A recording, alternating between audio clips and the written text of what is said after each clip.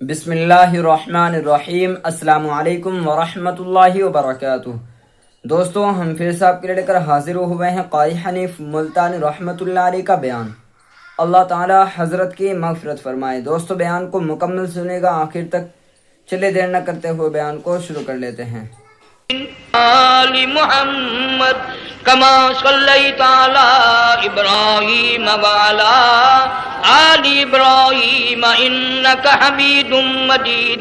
اللہم بارک علی محمد وعلی آل محمد کما بارکت علی ابراہیم وعلی آل ابراہیم انک حمید مجید۔ حضرات علماء کرام، محترم بزرگوں، عزیز دوستو، کافی سارے عرصے کے بعد آپ کے شہر جھنگ میں حاضری کا اتفاق ہوا، اور اللہ جانتا ہے کہ اس وقت دل میں کتنا دکھ محسوس کر رہا ہوں۔ جب بھی جھنگ میں حاضری ہوئی، میرے دائیں یا بائیں مفتی عبدالحلیم رحمہ اللہ تشریف فرما ہوا کرتے تھے۔ آج سٹیج خالی ہے۔ آج وہ اللہ والا ہم میں نہیں۔ حضور کریم صلی اللہ علیہ وسلم نے ارشاد فرمایا، علماء کا انتقال قیامت کا پیش خیمہ ہے۔ اللہ والوں کا دنیا سے اٹھ جانا گھنٹی ہے اس بات کی کہ قیامت آئی۔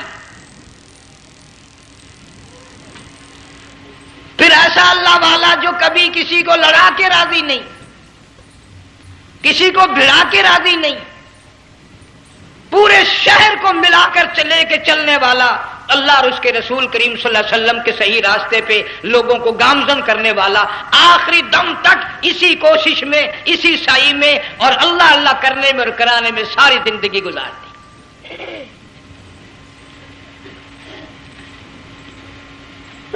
سارا شہر جنگ مل کر، سارے علماء مل کر کوشش کریں، مفتی عبدالحلیم کو نہیں لا سکتے۔ یہ خلا پورا ہونے والا نہیں۔ پھر ساتھ ساتھ مولانا صوفی محمد یار صاحب سب قید رحمہ اللہ، وہ بھی اس دنیا فانی سے رخصت فرما گئے۔ ایک اچھے خاصے طبقے کو وہ بھی داغ مفارقت دے گئے، اور قریب ہی کے زمانے میں سرگود شہر میں مفتی احمد سعید صاحب رحمہ اللہ وہ بھی رخصت ہو گئے۔ تو یقین جانو، ان حضرات کا دنیا سے اٹھنا اس بات کی علامت ہے کہ ملک میں کچھ نہ کچھ ہونے والا ہے۔ جب آگ لگتی ہے، طوفان آتا ہے، بارش آتی ہے، عورت اپنے بچوں کو تلاش کرتی ہے، ادھر آ جاؤ، بارش آ گئی، آگ لگ گئی، اللہ پاک بھی اپنوں کو پہلے بلا رہا ہے، یہاں کچھ ہونے والا ہے، تم پہلے ہی آ جاؤ۔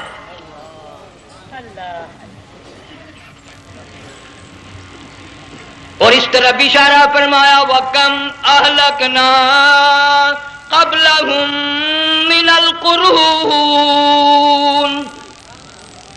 اللہ فرماتے ہیں میری زمین پہ عداوت نہ کرو، فساد نہ مچاؤ، قتل نہ کرو، خون نہ بہاؤ، ناحق لوگوں کا خون نہ بہاؤ۔ اللہ پاک کی زمین ہر روز صبح کو عرض کرتی، الہی لوگ مجھ پہ زنا کر کے چلتے ہیں، بدماشی کر کے چلتے ہیں، اجازت دے میں لقمہ بنا کر نگل جاؤں۔ مجھے اپنے اوپر ان کا چلنا پسند نہیں، مجھے اچھا نہیں لگتا۔ ہر روز آواز لگاتی ہے، ظالمو، بدکارو، بدماشو، میرے اوپر دندناتے پھرتے ہو، ایک نہ ایک دن میرے اندر آؤ گے، تمہیں پتہ چل جائے گا کہ میں تم کو کتنا دشمن رکھتی تھی۔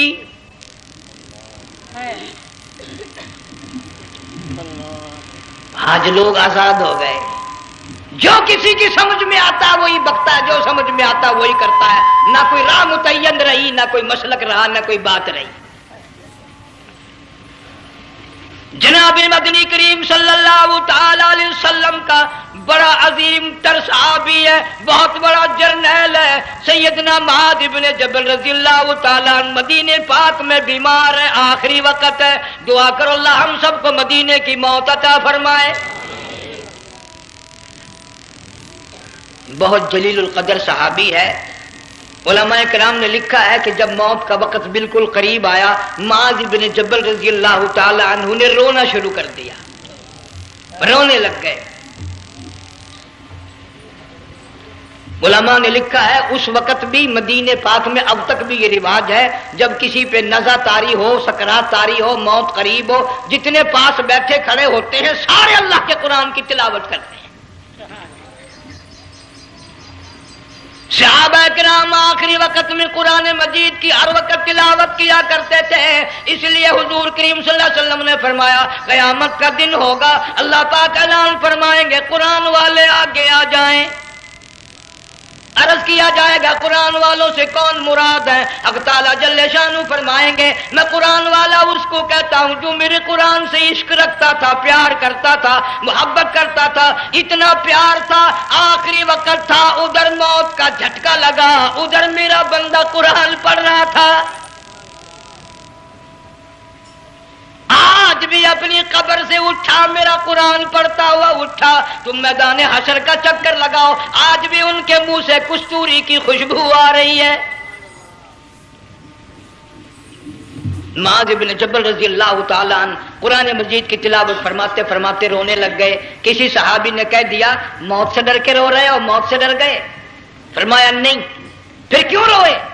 صحابی کہتا ہے میرے دل کی تمنا میرے دل میں رہی، میری آرزو پوری نہ ہو سکی، میری حسرت پوری نہ ہوئی، میرا ذوق پورا نہ ہوا، میرا شوق پورا نہ ہوا، میری تمنا تھی گرمی کا موسم ہو، رمضان کا مہینہ ہو، میں روزہ دار ہوں، جہاد فی سبیل اللہ ہو، کفر اسلام کا مقابلہ ہو، میں کئی کافروں کو قتل کر دیتا، پھر کافر اکٹھے ہو کر مجھ پہ ٹوٹ پڑتے، میرا ناک کاٹ لیتے، میری زبان کاٹ لیتے، میں اللہ کی حضور میں جاتا، اللہ مجھ سے پوچھتا معاذ دنیا سے کیا لایا؟ میں عرض کرتا الہی بولوں کیسے، زبان بھی تیری نام پہ کٹا کے آیا ہوں، اور روزہ رکھ کر آیا ہوں، نیت یہ ہے کہ تیرے محبوب کے حوض کوثر کے پانی سے روزہ افطار کروں گا۔ ان اللہ والوں کی یہ موت تھی۔ مالک بن دینار رحمت اللہ علیہ ایک عجیب نوجوان کا واقعہ تحریر فرماتے ہیں، گرمی تھی، دوپہر تھی، سورج اپنی شباب پہ تھا، بڑی سخت گرمی تھی، میں نے ایک نوجوان کو دیکھا، وہ پیروں سے معذور ہے، دونوں پیر نہیں ہیں، ہاتھوں کے بل زمین پہ گھسٹ گھسٹ کے چل رہا ہے، اور گلے میں کرتا بھی نہیں، سامان کوئی نہیں، سواری کوئی نہیں، کھانے پینے کا انتظام کوئی نہیں۔ مالک بن دینار رحمت اللہ علیہ فرماتے ہیں میں نے اس نوجوان سے پوچھا کہ تو کہاں سے چلا اس حالت میں؟ کہنے لگا میں بلخ بخارے سے چلا ہوں۔ تجھے یوں ہی ہاتھوں کے بل گھسٹتے چلتے کتنا عرصہ گزر گیا؟ نوجوان کہنے لگا اللہ والے 7 برس ختم ہو کر 8واں لگ چکا ہے۔ اس حالت میں کہ جی ہاں اسی حالت میں تیرا کھانا پینا۔ جوان کہنے لگا والذی ہوا یطعمنی ویسقین وَإِذَا مَرِضْتُ فَهُوَ يَشْفِينِ،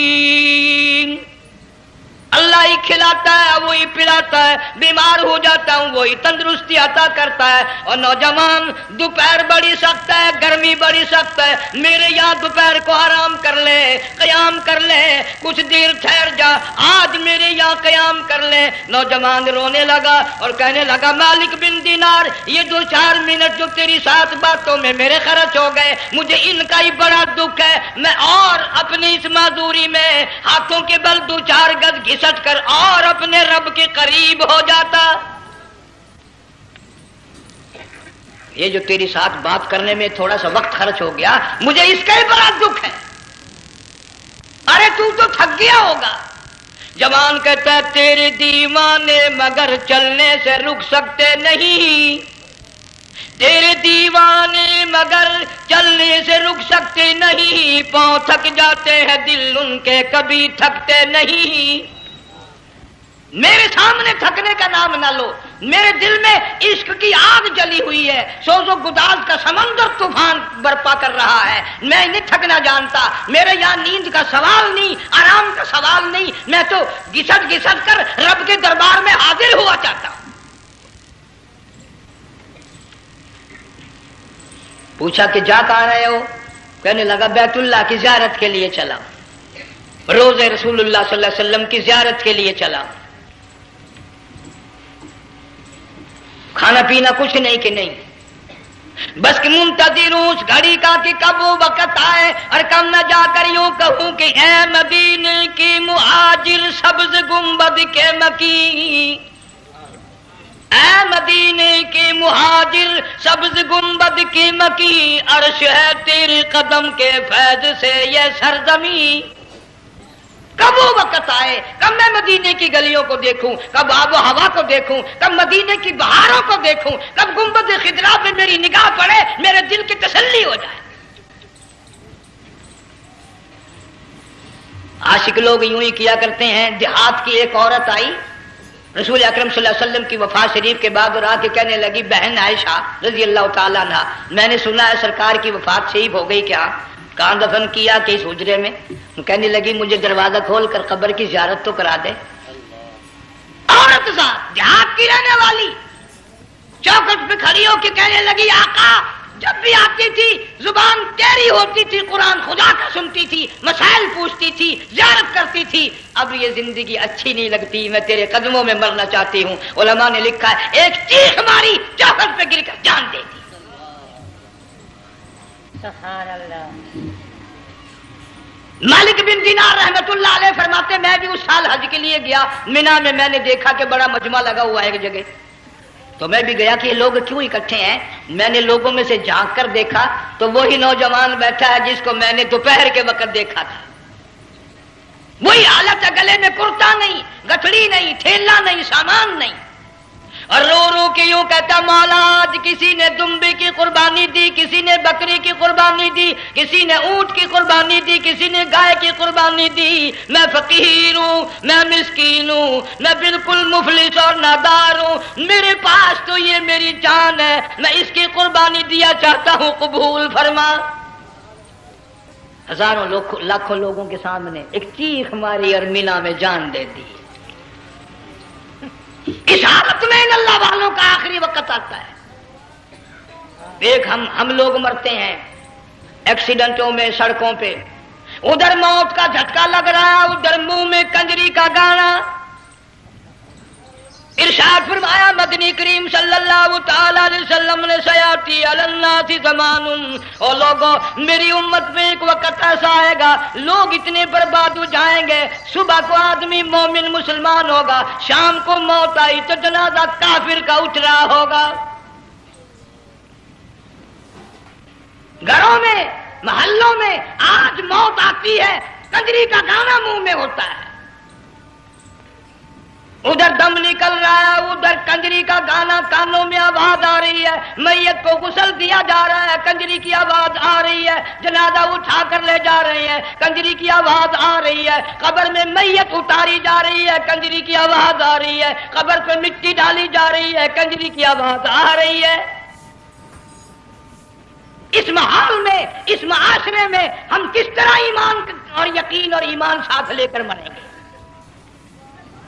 ہزاروں نہیں لاکھوں کو مرتے وقت کلمہ نصیب نہیں۔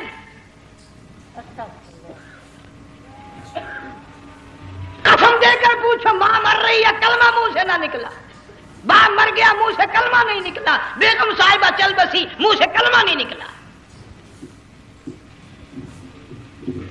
ہزاروں چلے گئے اور اپنے جانے کا پھر بھی یقین نہ آیا۔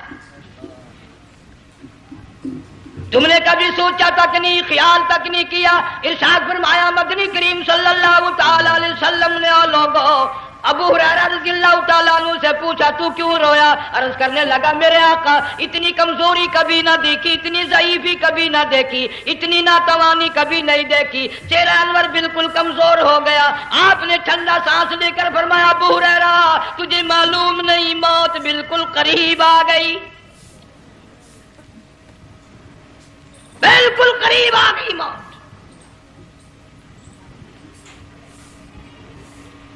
تیری ایک انگلی پکڑ کر اگر کوئی مروڑ دے کتنا دکھ ہوگا، درد ہوگا، ہائے ہائے ہائے۔ جنگ والوں کبھی تم نے سوچا نہیں 360 رگیں ٹوٹیں گی کیا حال بنے گا، اعضاء چھوٹیں گے، سر کے بالوں سے لے کر پیروں کے ناخنوں تک ہر جوڑ کو توڑ کے رکھ دیا جائے گا۔ وزیروں، سفیروں، امیروں، حسینوں جمیلوں تمام کے جوڑوں کو اکھاڑ کے رکھ دیا جاتا ہے۔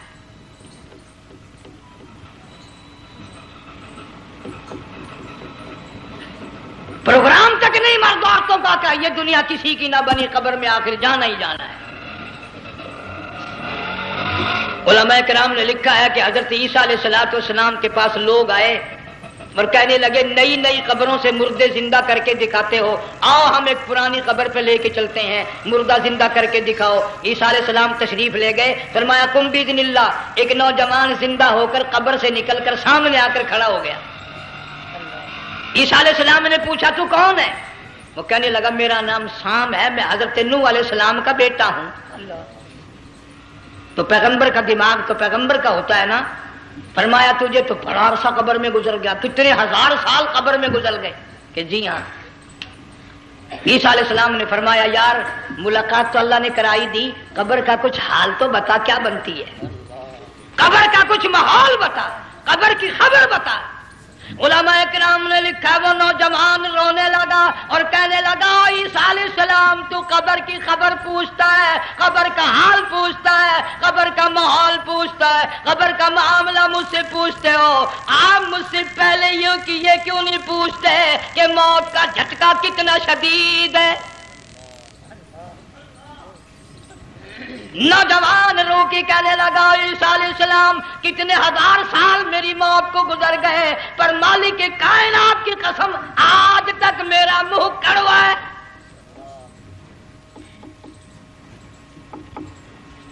اس لیے جنگ والوں لمبی چوڑی بات کہنے کا وقت نہیں، حالات نہیں، میں تو تمہیں اتنا سا پیغام دینے آیا، کھانے پینے کا زمانہ ہے، میں جانتا ہوں تم کیلے کھاتے ہو، تمہیں کیلے کا ذائقہ معلوم ہے، امرود کا ذائقہ تم کو معلوم ہے، انار کا ذائقہ تمہیں معلوم ہے، انگور کا ذائقہ معلوم ہے، انناس کا ذائقہ معلوم ہے، آم کا ذائقہ معلوم ہے، ہزاروں پھلوں کے ذائقے تمہیں معلوم ہے، ہزاروں مٹھائیوں کے ذائقے تمہیں معلوم ہے، ہزاروں بیکری کی چیزوں کے ذائقے تمہیں معلوم ہے، ہزاروں شربتوں کے ذائقے معلوم ہے، پر تم نے جنگ والوں کبھی بھی قبرستان میں جا کر قبر والوں سے یہ نہیں پوچھا او قبر والوں ذرا بتاؤ تو صحیح موت کا ذائقہ کیسا ہے؟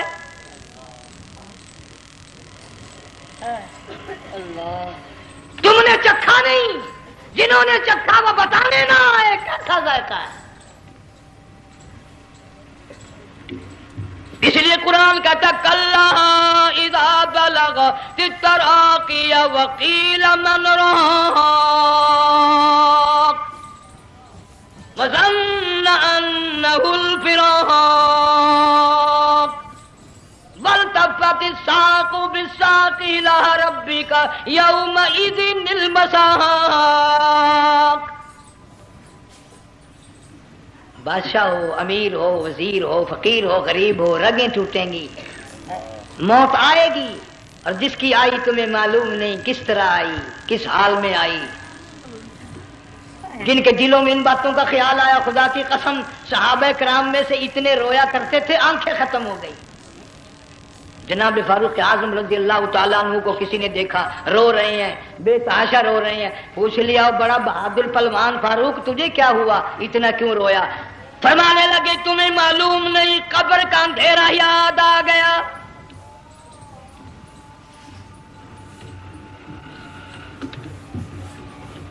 ایک 1,29,000 صحابہ کرام اس آخرت کے لیے قربانیاں دیتے آئے، اولاد کی قربانی دی، مال کی قربانی دی، جان کی قربانی دی، جو کرنا پڑا وہ کر گزرے، لیکن محمد عربی صلی اللہ علیہ وسلم کا دامن نہ چھوڑا۔ اسی لیے ہر سال اللہ پاک جل شانہ نے اس امت کو یہ موقع دیا کہ سنت خلیل پہ عمل کرتے کرتے قربانیوں کی یاد تازہ ہو جائے، قربانیوں کی یاد تازہ ہو جائے۔ قرآن کریم میں جا بجا ابراہیم علیہ السلام کا اللہ پاک نے ذکر خیر فرمایا، یوں فرمایا ہم نے ان کے بڑے امتحان کیے، بڑی آزمائش کی، وہ ساروں میں کامیاب ہوئے۔ تم ہر وقت اللہ سے یہ دعا کیا کرو اللہ ہمیں امتحان میں نہ ڈالے، آزمائش میں نہ ڈالے، ہم امتحان کے قابل نہیں۔ یہ ہمارے جو امتحان ہوتے ہیں ان میں نقل ماری جاتی ہے، تو اللہ امتحان لے گا تو نقل کیسے ماریں گے؟ کیسے کام چلے گا؟ جناب ابراہیم علیہ السلام کو اللہ پاک نے ہزاروں امتحان میں مبتلا کیا، ہزاروں آزمائشیں کی، فاتمہن، سب میں کامیاب گیا، سب میں پاس نکلا۔ ایک آزمائش ایسی بھی آئی، اللہ کی توحید کی وجہ سے، شرک کو مٹانے کی وجہ سے ابراہیم علیہ السلام کا سارا مصر فلسطین دشمن بن گیا۔ حضرت سارہ کو ساتھ لے کر چل دیے، ایک بیوی ساتھ ہے، اکیلا دم میں۔ یہاں تو لوگ محلوں میں شہروں میں کہتے ہیں جی میں اکیلا ہی ہوں، میں کیا کروں؟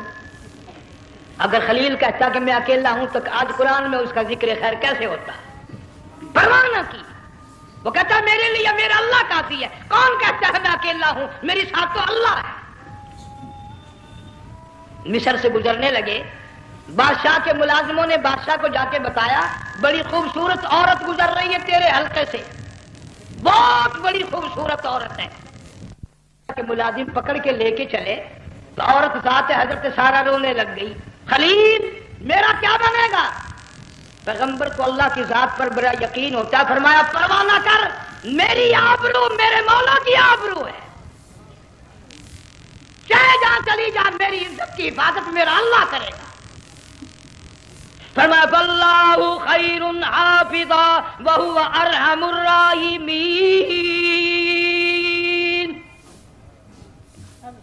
پرواہ نہ کر، میں اس کا پیغمبر ہوں، نبی ہوں، چیخا میں جلا اس کے لیے، سارے دکھ اٹھاتا ہوں اس کے لیے، میری عزت کی حفاظت وہی کرے گا۔ محل میں جا کر حضرت سارہ کو بند کر دیا، بادشاہ نے بلوایا ہے عزت لوٹنے کے لیے، بادشاہ نے پکڑوا کر منگوایا ہے آبرو برباد کرنے کے لیے۔ بادشاہ کا ارادہ ہے سارا کی عزت کو برباد کرنے کا، اور اللہ کا پروگرام ہے سارا ادھر آ، اس محل میں ایک معصوم بچی ہے جس کا نام ہاجرہ ہے، میں اس کو اتنا پسند کرتا ہوں، اللہ فرماتے ہیں اس کے پیٹ سے اسماعیل ذبیح اللہ کو پیدا کرنا چاہتا ہوں، اس کی نسل سے حبیب اللہ کو لانا چاہتا ہوں۔ آج تک کسی کی انگلی اس کی طرف نہیں اٹھی، سارا محل میں آؤ، اس کو آ کر ساتھ لے جاؤ تاکہ میرے ذبیح اللہ کی پیدائش کا معاملہ بن جائے۔ بادشاہ کا ارادہ ہے آبرو برباد کرنے کا، اللہ کا ارادہ ہے ہاجرہ کی آبرو بچانے کا۔ فرمایا وَيَمْكُرُونَ وَيَمْكُرُ اللَّهُ وَاللَّهُ خَيْرُ الْمَاكِرِينَ،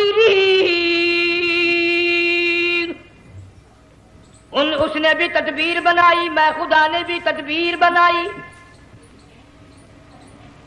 بادشاہ آیا حضرت سارہ کے قریب برائی کا ارادہ کر کے، مفسرین نے لکھا ہے حضرت سارہ نے فرمایا مجھے 2 رکعت نماز پڑھنے دے۔ یہاں سے پتہ چلا کوئی پاک دامن عورت، کوئی نیک بیٹی اگر گنڈوں میں بدماشوں میں پھنس جائے، عزت بچانے کا طریقہ یہ ہے وضو کر کے اللہ کے سامنے نیت تو باندھ، تیری عزت کے لیے وہ فرشتے بھیجے گا۔ علماء کرام نے لکھا ہے کہ ایک جہاز سمندر میں چل رہا ہے، طوفان آیا، جہاز تختہ تختہ ہو گیا، کچھ لوگ غرق ہو گئے، ڈوب گئے، کچھ تختوں پہ بہ کر کے چلنے لگے۔ ایک عورت گود میں بچہ ہے، ایک حبشی نوجوان دوسرے تختے پہ بیٹھا ہوا جاتا ہے، اس نے عورت اکیلی دیکھ کر اپنا تختہ چھوڑ دیا اور بدماشی کے ارادے سے عورت کے تختے پہ آ بیٹھا۔ تم جنگ والے سوچ رہے ہوگے کہ ڈوبتے وقت بھی باز نہ آئے، یہ سیلاب آتے ہیں لوگ بدماشیوں سے باز آئے؟ ڈوب گئے مگر باز نہ آئے، بغیرتی لوگ کرتے ہی رہے۔ علماء کرام نے لکھا حبشی نوجوان نے عورت کا بچہ چھینا سمندر میں پھینک دیا، عورت روئی اور کہنے لگی میرے اللہ بیٹھی رہتی ہوں، عزت جاتی ہے، حرکت کرتی ہوں، ڈوب جاؤں گی۔ میں نے سنا ہے سمندر کی گہرائیوں سے تو نے یونس علیہ السلام کی سنی تھی، میں تو پانی کے اوپر بہ رہی ہوں، مولا میری آبرو بچا، میرا ایمان بچا، میری عزت بچا، تیرے سوا میری سننے والا کوئی نہیں، لا الہ الا انت سبحانک انی کنت من الظالمین۔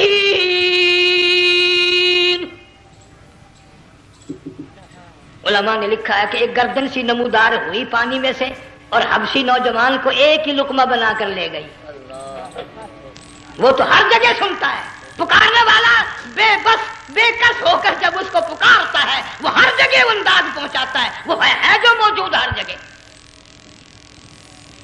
عورت بہتی بہتی کنارے جا لگی، ایک جہاز قریب آیا، دوپٹے کا اشارہ کر کے اس کو بلایا۔ جہاز میں جب سوار ہوئی تو دیکھتی کیا ہے، ایک نوجوان کی گود میں اس کا وہ بچہ جو سمندر میں پھینک دیا تھا بیٹھا ہوا کھیل رہا ہے۔ ٹوٹ پڑی، میرا بچہ ہے۔ لوگوں نے کہا تیرا کہاں سے آیا؟ ماجرا سنایا، اس طرح ہوا۔ جہاز کے کپتان نے کہا ہم جہاز لے کر آ رہے تھے، غیب سے آواز آئی جہاز ادھر کو لے آؤ ورنہ ڈبو دیے جاؤ گے۔ ہم جب جہاز وہاں لے کر پہنچے تو دیکھتے کیا ہے کہ ایک جانور کی پیٹھ پہ یہ بچہ بیٹھا ہوا کھیل رہا تھا۔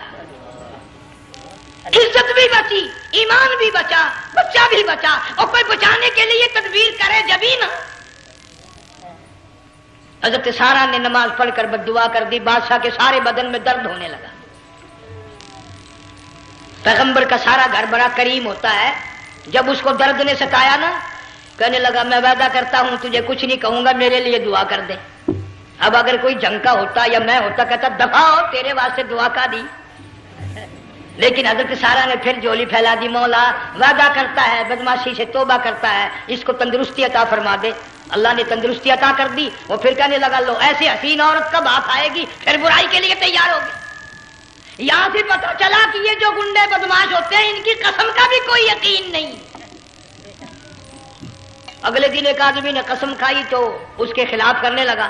لوگ کہنے لگے کہ تو نے قسم کھائی تھی، قرآن اٹھایا تھا، آخر کیا تھی گیا بل ڈٹھی ہوئی مسیح سی، پاٹیا ہوا قرآن سی۔ اگر ڈٹھی ہوئی مسیح سی تو پاٹیا قرآن سی، قرآن کے نا پورا سی جڑا میں چاہیا، مگر اسے یہ معلوم نہیں کہ تو نے تو پاڑیا قرآن اٹھایا، ڈٹھی ہوئی مسیح میں اٹھایا۔ خدا کا جب غضب آئے گا تو وہ ادھورا نہیں آئے گا، وہ ادھورا نہیں آیا کرتا۔ 3 مرتبہ اس بادشاہ نے حضرت سارا کے ساتھ ایسا کرنے کا ارادہ کیا، پھر دعا ہوئی، پھر بد دعا ہوئی، پھر دعا ہوئی، پھر بد دعا ہوئی۔ آخر کار کہنے لگا اپنے ملازموں کو کہ ہوئے بدماشو، عورت کے روپ میں کسی بلا کو پکڑ کے لائے ہو، کسی جن بھوت کو لے آئے ہو۔ اور کہنے لگا تو چلی میرے محل سے جلدی چلی جا۔ اور جاتی جاتی وہ کہا کہ یہ تیری خدمت کیا کرے گی، یہ بچی میرے محل میں ہے، اس کو ساتھ لے جا۔ حضرت سارا کو، ہاجرہ کو ساتھ کر دیا، سیانی ہو گئی، حضرت ابراہیم علیہ السلام سے نکاح کر دیا، اسماعیل علیہ السلام پیدا ہو گئے۔ اللہ میاں جب حضرت ابراہیم علیہ السلام چومتے ہیں، چاٹتے ہیں، ماتھے پہ بوسے دیتے ہیں، اٹھاتے ہیں، پیغمبر کا بیٹا، خود بھی نبی اور آل میں آنے والا نبی، کالی کملی والا صلی اللہ علیہ وسلم، کتنا حسین چہرہ ہوگا۔ اللہ میاں نے پھر آزما لیا، حکم دیا کہ اس ہاجرہ کو، اسماعیل کو، دونوں ماں بیٹوں کو وہاں چھوڑ کے آ جہاں سینکڑوں میل میں پانی کوئی نہیں، آدمی کوئی نہیں، رستہ کوئی نہیں، گھاس کوئی نہیں، پتا کوئی نہیں، جہاں بیت اللہ ہے یہاں کے بارے میں حکم دیا چھوڑ کے آ۔ اور اگر آپ کو نیند نہیں آئی تو مزہ آئے گا، اللہ نے یہ فرما دیا، بتانا نہیں ہے کہ میں نے حکم دیا ہے۔ خدا حافظ نبی نہیں کہتا اپنی بیوی کو۔ آج لوگ ہر بات میں کہہ دیتے ہیں ہمارے پیروں کو پتا کل کو کیا ہوگا، ہمارے فقیروں کو پتا ہے پرسوں کیا ہوگا۔ اور بڑی مدت کی بات ہے، یہی موسم تھا، چماسا گرمی تھی، انارکلی لاہور سے ہم کئی ساتھی گزر رہے تھے، فٹ پاتھ پہ بیٹھا ایک ملنگ، چاروں طرف لوگ کھڑے، بڑا مجمع، کافی دنوں کی تو بات ہو گئی، ہاتھوں کی لکیر دیکھ کر لوگوں کی تقدیر بتا رہا تھا۔ کسی کو کہتا تھا تجھے بڑی اونچی پوسٹ ملے گی، کسی کو کہتا تھا تیری شادی بڑی فرسٹ کلاس لیڈی سے ہوگی۔ وہ بابو تو کوڈا ہی ہو جاتا تھا، لیڈیوں پہ بڑے مرائے یہ لیڈے کوئی کام نہیں، رات دن بس لیڈیوں کے پیچھے ہی پھرنا ہے۔ میں نے اپنے ساتھیوں سے کہا، میں نے کہا میں بھی تقدیر پوچھتا ہوں اپنی۔ کہنے لگے شرارت ہو جائے، یہ منع کر ہے، ساری دنیا پر ہاتھ دکھا رہی ہے، کوئی شرارت نہیں، میرے ہاتھ میں شرارت ہے۔ 1 रुपया ले रहा था, वो मैं भी लोगों में घुसता घुसाता, भीड़ में से ऊपर नीचे यूं होता होता मैं भी पहुंच गया और दोनों घुटने मैंने जमीन पे रख दिया, रुपया हाथ में मैंने उसके लेकर कहा, मैं क्या मलंग जी अगर अब देखिए मेरी शादी हो जाएगी कि नहीं। अब उसने देख के मेरी तरफ कहने लगा, उसने सोचा कि यहाँ अच्छे भले को नहीं मिलती पाकिस्तान में,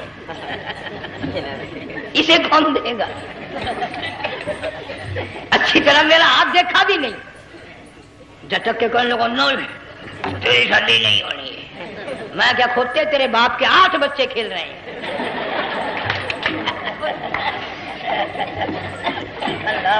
यूं ही अकीदे बिगड़ जाते हैं लोग। हमारे पीर को पता, फकीर को पता, किसी को पता नहीं है, कोई नहीं जानता। फरमाया वमा तदरी नफ्सुम माज़ा तक्सिबु गदा, कोई नहीं जानता कल क्या हो जाएगा। वमा तदरी नफ्सुम बिअय्यि अर्ज़िन तमूत, कोई नहीं जानता जमीन के किस टुकड़े पे मौत आएगी। इन्नल्लाह अलीमुन खबीर, एक अल्लाह की जात जानती है। हजरत हाजरा इस्माइल अलैहिस्सलाम को छोड़कर चल दिए, न खुदा हाफिज कहा, न कोई तसल्ली दी, थोड़ी सी खजूरें, थोड़ा सा पानी, खत्म हो गया। इब्राहिम अलैहिस्सलाम जब दूर निकल गए तो हजरत हाजरा ने देखा ये तो चले गए, खड़ी होकर आवाज दी, ऐ मेरे इब्राहिम। मुड़ कर नहीं देखते। जंग वालों, अल्लाह का पैगंबर अल्लाह की इजाजत के बगैर अपनी बीवी की तरफ नहीं देखता, घरवाली की तरफ नजर उठाकर नहीं देखता।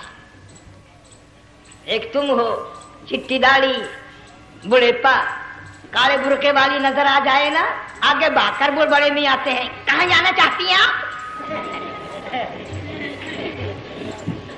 तेरी मां लगती है, आप चली जाए तो ये क्या हुआ? ये काले बुरके पे मरते मरते मरते मरते मर ही गए। ऐसा अजीब तमाशा। वो लाहौर प्लेटफार्म पर फिर रही थी ना एक लेडी बुरका ओढ़े, आ गया एक लेडा, कहने लगा सेब न पिलाऊं, ले आए, वाह काम बन गया। उससे मनप ले आया। थोड़ी देर के बाद कहने लगा मेरे ख्याल में फैंटा भी हो जाए, ले आए, सुभान अल्लाह, पक्का काम हो गया। उससे मनप भी पी ली, फैंटा भी डकार गई। थोड़ी सी देर के बाद कहने लगा सेब ले आऊं, वो ले ही आया सेब। क्या आपके लिए मैं सेब लाया हूं, आप खाएं? कहने लगी नहीं आप खाएं। उसने सोचा हो मेरी भी मोहब्बत हो गई है, सेब खाने के लिए मुझे भी कह रही है। जब उसने इसरार किया ना कि मैं तो तेरे लिए लाया हूं, खा तो सही, कहने लगी कैसे खाऊं, मेरे मुंह में दांत ही नहीं है। अब पता चला इसे कि सुबह से मैं तो पुराने पिप्पी के पीछे फिर रहा था।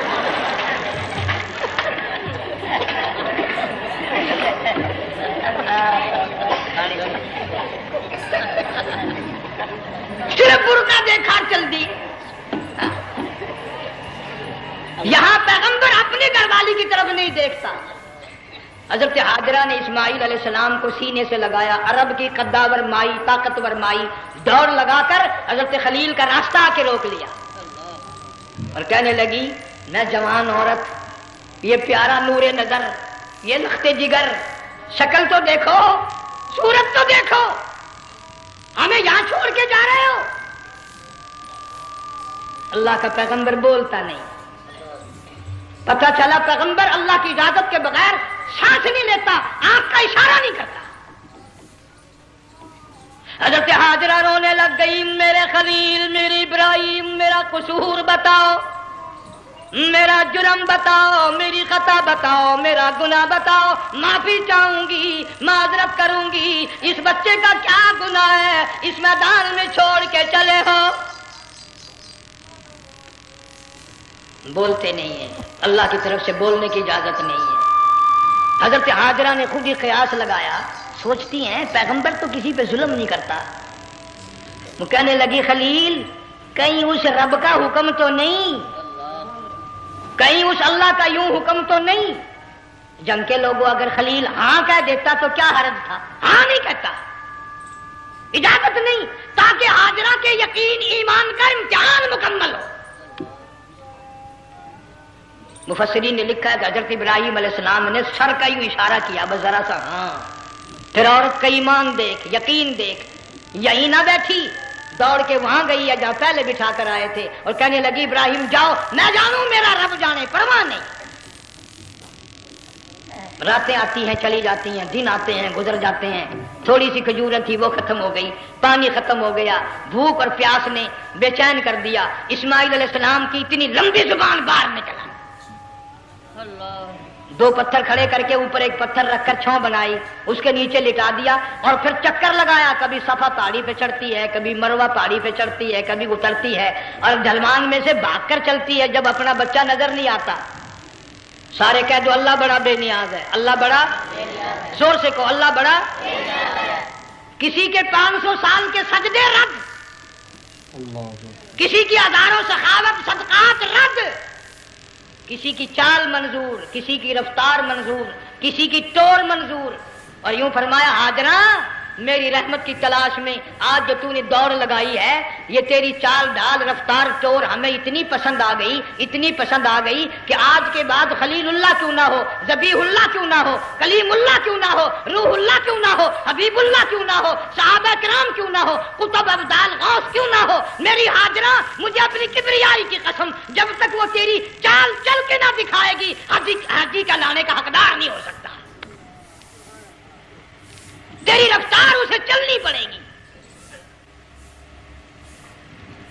فرمایا ان الصفا والمروۃ من شعائر اللہ فمن حج البیت او اعتمر فلا جناح علیہ ان یطوف بہما ومن تطوع خیرا فإن اللہ شاکر علیم۔ 7ویں چکر میں آواز سی آئی، اب رو پڑی حضرت حاجرہ، کہنے لگی میرا بچہ اگر چل بسا میں پھر کیا کروں گی، سن لی میں نے آواز۔ آپ کی کیا دیکھتی ہے، اسماعیل علیہ السلام کی نرم و نازک ایڑیاں جس زمین پہ رگڑی گئی تھی وہاں سے چشمہ جاری کر دیا، حضرت حاجرہ نے پی لیا، بھوک بھی ختم ہو گئی، پیاس بھی ختم ہو گئی، بچے کو بھی پلایا، اللہ تعالیٰ نے خانے کعبہ کی بنیاد ڈال دی، ایسے گھر کی بنیاد ڈالی، حضور صلی اللہ علیہ وسلم فرماتے ہیں 500 سال کی عبادت ایک طرف اور بیت اللہ پہ ایک نگاہ یوں ڈالنا ایک طرف، 500 سال کی عبادت کا وہ ثواب نہیں جو ایک نظر خانے کعبہ پہ ڈالنے کا ثواب ہے۔ اور اللہ پاک یوں فرماتے ہیں کہ جو آنے والا حجر اسود کو بوسہ دیتا ہے، اللہ پاک یوں فرماتے ہیں میں سمجھتا ہوں میرا سجا ہاتھ پکڑ کر میرے بندے نے چوم لیا، جو غلاف کعبہ کو پکڑ کر مانگتا ہے اللہ فرماتے ہیں میں یہ سمجھتا ہوں میرا دامن پکڑ کے مانگ لیا، جو مقام ملتزم پہ لپٹ کے مانگتا ہے اللہ فرماتے ہیں میں سمجھتا ہوں میری چوکھٹ پہ پڑھ کے مانگ لیا۔ اور فرمایا لوگوں یہ جو آنے والے آئے ہیں یہ رشتہ داروں کے مہمان نہیں، عزیزوں کے مہمان نہیں، دوستوں کے مہمان نہیں، میں خدا میزبان ہوں، یہ میرے مہمان ہیں، آج ان کی دعاؤں پہ آمین کہو، فرشتوں کو حکم ہوتا ہے ان سے مصافحہ کرو، مگر اللہ تعالیٰ سب کو توفیق دے کہ حج مکمل کر کے آئیں اور سب کا حج قبول فرمائے۔ میرے علاقے میں کئی سالوں کی بات ہے پرانی، جب کوئی حاجی تھا، ایک آدمی حج کر کے آیا، میں دوپہر کو اس کو ملنے گیا تو زور کی نماز کا وقت آیا، میں اٹھ کے چلا گیا نماز پڑھنے، پھر عصر کی نماز کا وقت آیا، میں اٹھا اور نماز پڑھ کے آ گیا۔ میں نے اس حاجی کے لڑکے سے پوچھا، میں نے کہا حاجی صاحب نے نماز یہیں پڑھی؟ تو کہنے لگا جی ابھی شروع نہیں کی، سفر کے تھکے ہوئے ہیں نا، 2-4 دن کے بعد شروع کریں گے۔ شکر ہے پہلے لوگ جھوٹ نہیں بولا کرتے تھے، ہاں آج کل کا ہوتا ہے نا تو وہ کہہ دیتا حاجی یہ تو کئی وقت کی کچھی پڑھ کر بیٹھے ہیں، تو پھر مولوی تھا نا، میں بیٹھ گیا حاجی کے پاس، باتوں میں اس کو لے آیا، یہی میں نے کہا حاجی صاحب نماز نہیں پڑھی؟ کہنے لگا آپ ہی لوگوں سے سنا ہے کہ بیت اللہ میں جو ایک نماز پڑھے 1,00,000 کا ثواب ملتا ہے، مسجد نبی میں جو ایک نماز پڑھے 50,000 کا ثواب ملتا ہے، 4 مہینے پڑھ کے آیا، وہ حساب لگا لو۔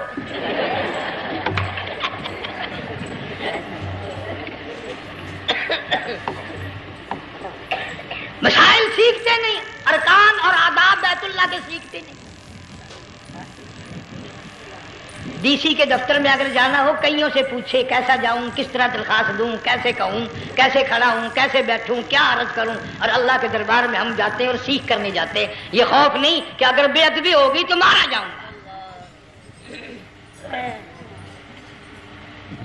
اللہ تبارک و تعالیٰ جل شانہ نے اسماعیل علیہ السلام کے نرم و نازک ایڑیوں سے بنیاد ڈال کر خانہ کعبہ کی اللہ نے ہمیں یہ کعبہ دیا، گناہوں کی معافی مانگنے کے لیے وہاں جاؤ، اللہ تبارک و تعالیٰ کے دربار میں حاضر ہو کر مانگنے کے لیے یہاں جاؤ۔ ارشاد فرمایا مدنی کریم صلی اللہ تعالی علیہ وسلم نے، جو آدمی صحیح ارکان حج کے ادا کر کے واپس جاتا ہے اس طرح واپس آتا ہے گویا آدمی ماں کے پیٹ سے پیدا ہوا۔ پہلے لوگ یوں ہی حج کیا کرتے تھے، یوں ہی قربانیاں کرتے تھے، اب تو ہر چیز کی لوگ آسانی تلاش کرتے ہیں۔ پچھلے بقرعید کے موقع پر ہمارے مسجد میں ایک آدمی مجھے کہنے لگا اگر کوئی غریب آدمی مرغی کی قربانی دے دے تو لگ جائے گی؟ میں نے کہا تو مکھی مار دے انشاءاللہ وہی لگ جائے گی۔ سارے کام ٹیڑھی ہو گئے، نیچے نیچے نیچے نیچے کو چلے آ رہے۔ آج کل وہ ٹیڑھی بکرے بکری آئے ہوئے ہیں نا، کہیں تو قربانی کے لیے یا کندھے کو اٹھا کر لاوے۔ اب بتاؤ یہ گوشت بانٹے گا یا کھاوے گا یا فریج میں رکھے گا، کیا کرے گا؟ بالکل کام بگڑ گیا۔ حضور صلی اللہ علیہ وسلم نے فرمایا قربانی کا جانور اچھا تلاش کر کے لاؤ، اس کے بدن پہ جتنے بال ہوتے ہیں اتنی نیکیاں لکھی جاتی ہیں۔ اور میرا موضوع نہیں، حضور صلی اللہ علیہ وسلم نے فرمایا کہ میں نے اللہ سے دعا کی تھی میری امت کا کیا بنے گا، پل صراط پہ سے گزرتے وقت اللہ تعالیٰ نے میری دعا کو قبول فرما کر یوں فرما دیا کہ تیری امت جو قربانی میں جانور ذبح کرے گی میں خدا پل صراط کے کنارے پر زندہ کر کے ان سب جانوروں کو سواریاں بنا کر پیش کر دوں گا۔ اس لیے بقرعید بالکل قریب آ گئی، ہر دین ایمان اسلام کے لیے قربانی کے لیے تیار رہو۔ زیادہ سے زیادہ مجھے آج کل فکر لگا ہوا ہے کہ اپنے گھروں کو میں نماز کا اہتمام کرو۔ آج حال یہ بنا ہوا ہے کہ اگر گھر والی کی گود میں موت آئی تو گھر والی بے نماز، دھی کی گود میں موت آئی دھی بے نماز، بہن کی جھولی میں موت آئی بہن بے نماز، بیٹے کی گود میں موت آئی بیٹا بے نماز، بھائی کی گود میں موت آئی بھائی بے نماز، ڈاکٹر کے ہاتھ میں موت آئی ڈاکٹر بے نماز، کمپیوٹر کے ہاتھ میں موت آئی کمپیوٹر بے نماز، نرس کے ہاتھ میں موت آئی نرس بے نماز، تیرا کفن خرید کے لانے والا بے نماز، تیرے غسل کا پانی گرم کرنے والا بے نماز، تیری قبر کھودنے والے بے نماز، تیرا جنازہ اٹھانے والے بے نماز، تیری قبر پہ مٹی ڈالنے والے بے نماز۔ اگر تو نمازی بھی ہے یہ اتنے چاروں طرف کے بے نماز تجھے جنت میں کب جانے دیں گے؟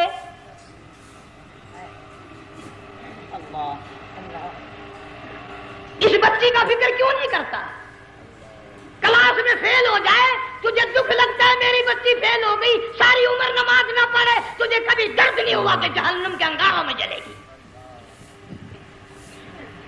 بیوی ایک دن تیرا کہنا نہ مانے آگ لگ جاتی ہے، ساری عمر نماز نہ پڑھے بے ایمان تجھے کبھی آگ نہیں لگی۔ اس گھر سے تیرا جنازہ نکلے گا، اس گھر سے تیری میت اٹھے گی جس گھر میں تو نے سارے بے نماز پیدا کر رکھے ہیں، سارے بے نماز اکٹھے کر رکھے ہیں، کس طرح ایمان کلمہ ساتھ لے کر جائے گا؟ اس لیے اپنے ماحول میں اپنے گھر میں بچیوں کو بہنوں کو پیار سے محبت سے بڑے عقیدت سے ان کو نمازی بنا، تاکہ مرنے کے بعد جب تیرا جو بیٹی بہن منہ دیکھنے آئے تو نمازی تو تیرا منہ دیکھنے آئے، تیرا منہ دیکھنے بھی سارے بے نمازی آئے، تجھے کیا فائدہ ہوگا؟ اللہ سبحانہ و تعالی ہم سب کو ہمارے گھر کے ماحول کو نمازی بنائے۔ مفتی صاحب اس دنیا فانی سے رخصت ہو گئے، تشریف لے گئے، جان سارا بے وارثہ ہو گیا۔ مفتی صاحب ہی کا مدرسہ ہے، یہ مفتی صاحب ہی کے بچے ہیں، ان بچوں کی سرپرستی کرو، ان کا اکرام کرو، ان کی عزت کرو، جامعہ حلیمیہ کی خدمت کرو۔ بقرعید کا موقع آ رہا ہے، وہ تو نہ جانے کس کس طریقے سے اپنا کام چلاتے تھے، ہزاروں لوگوں سے ان کے تعلقات تھے، یہ بچے ہیں نیا کام ہے۔ اللہ سبحانہ و تعالی ہر خدمت گزار کو دو جہان میں سرخ روئی عطا فرمائے۔ بڑی اچھی اچھی کیسٹیں آپ کو یہاں سامنے سے ملیں گی اپنے گھر کا ماحول بنانے کے لیے۔ پیغمبر کی دعا سے پہلے نہ اٹھا کرو بھائی، ہائے ہائے کوئی دنیا کا دین کا جس کو کوئی اللہ سے حاجت ہو بیٹھ جائے ایک منٹ کے لیے، درود شریف پڑھ کے دعا مانگو، اللہم صلی وسلم وبارک علی سیدنا و مولانا محمد وعلی آل سیدنا و مولانا محمد وبارک وسلم۔ یا اللہ قبلہ مفتی صاحب رحمہ اللہ کی قبر کو جنت کا باغ بنا. اللہ تعالیٰ ان کے گھر والوں کو صبر جمیل کی توفیق عطا فرما. اللہ پاک ان کی آل اولاد کو مفتی صاحب کا جانشین صحیح معنوں میں جانشین بنا. اس مدرسے کو آباد فرما. اللہ تعالیٰ سارے جنگ کی سرپرستی فرما, سارے شہر کو آباد فرما, ہر شر سے ہر فتنے سے سب کی حفاظت فرما. یا اللہ ہم سب کو سچا مسلمان پکا دیندار بنا, ہمیں اور ہماری اولاد کو نیک اور نمازی بنا. یا اللہ ہمارے گھروں کو نماز اور قرآن سے آباد فرما. ناظرین اکرام, اگر آپ کو یہ بیان پسند آیا ہے تو بیان کو لائک کرنا. ہمارے چینل پر اگر آپ نئے ہیں تو ہمارے چینل حافظ صاحب ریئیکشن کو سبسکرائب کر کر ویڈیو کو زیادہ سے زیادہ شیئر کر دینا. ملتے ہیں اگلی ویڈیو میں, تب تک کے لیے خدا حافظ. السلام علیکم ورحمۃ اللہ وبرکاتہ. دعاؤں میں یاد رکھنا اپنے بھائی کو.